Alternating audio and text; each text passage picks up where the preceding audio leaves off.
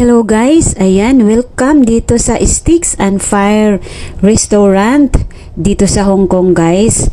Siya nga pala, first time namin dito sa restaurant na ito guys. Itong kaibigan ko ang nagyaya na pupunta daw kami dito at dito kami mag-lunch. So nandito na nga kami at hinanapan namin ito kasi first time pa namin dito sa place na ito.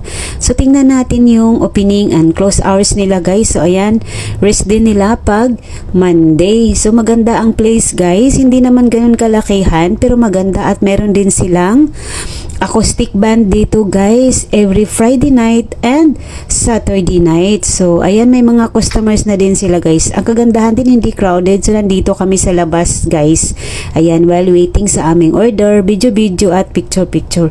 Siya nga pala guys, yung may-ari dito at mga workers ay friendly sila and approachable guys. Mababait yung may-ari. So nandito na nga yung order ko guys. Ayan, sizzling wagyu burger stick, ayan, with pasta. Optional yan siya guys ha. Ayan, init-init pa talaga guys, sizzling na siya nga, 'di ba? So ito naman sa kaibigan ko, sizzling wagyu bone marrow pala. Bone marrow with rice. So, optional din siya guys, pwedeng fries.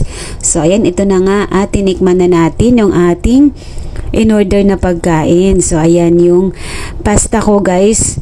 Maanghang-anghang siya kasi masarap talaga siya guys, promise, maanghang-anghang. So punta na kayo dito.